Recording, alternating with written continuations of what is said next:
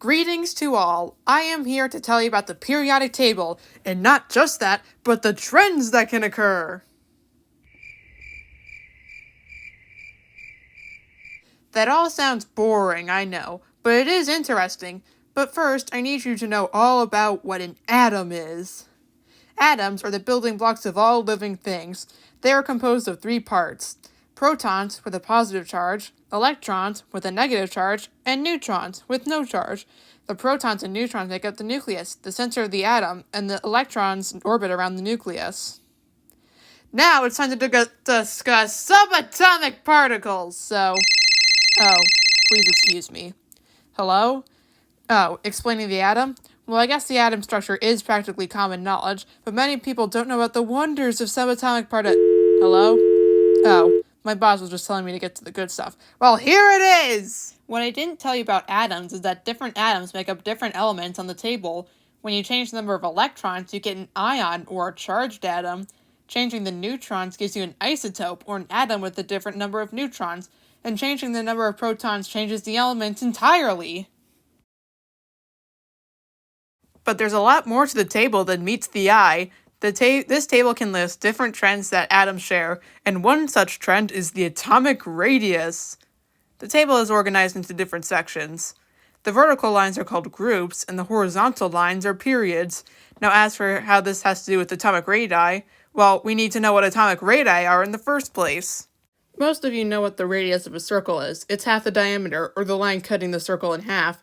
Well, the atomic radius is a bit like that, but more complicated. The atomic radius is found when you bond two atoms of the same element together, measure the distance between their nuclei, and divide by 2. Now, the interesting thing is when you go to the beginning of a period, which is on the left side, the atomic radius gets smaller as you go right. This is true for all the periods.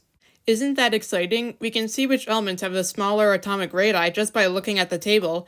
Atomic radii also get larger as we go down the groups. Why does this happen? Well, this happens because the nucleus pulls harder on the outer electrons. Remember the ions I told you about? Well, I have some more information about them. An ion with a positive charge is called a cation, and a negative ion is called an anion, and adding electrons increases the atomic radius. Why don't we delve more into these fascinating... Oh, please excuse me. Hello? Well, the atomic radius is such an interesting topic, I thought we could... Hello? Jeez. My boss said we're on a tight schedule and we can't delve deeper than the basics for now, and something about budget cuts.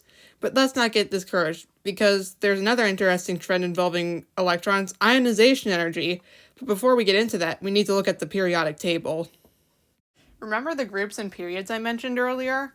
Well, the rightmost group is special. They are noble gases. They're important because their outer electron shells are completely full, and the other elements want the same number of electrons as their nearest noble gas. This is called the octet rule. Take sodium. It has 11 electrons, and the nearest noble gas, neon, has 10, so it wants to get rid of one electron. So where does ionization energy come into this?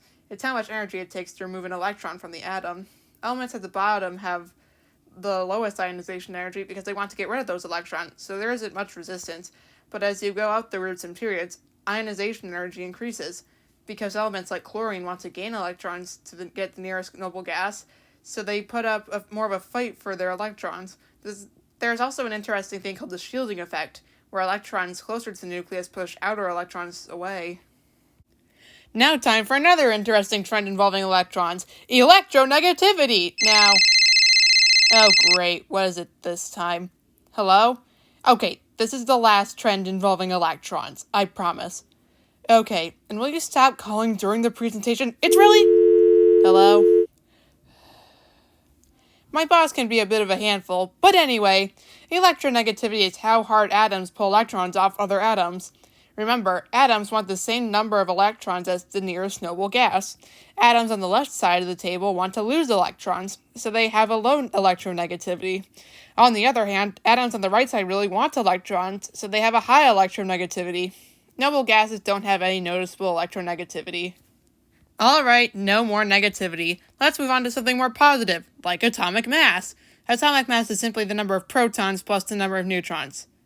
That's it. That's all there is to it. A lot simpler than the other concepts I mentioned today. Well, folks, sorry to break it to you, but that's all the time I have for today. I have nothing left to share. Other than the fact that I'm not a scientific professional and the cops are coming any minute now. But good night, everybody!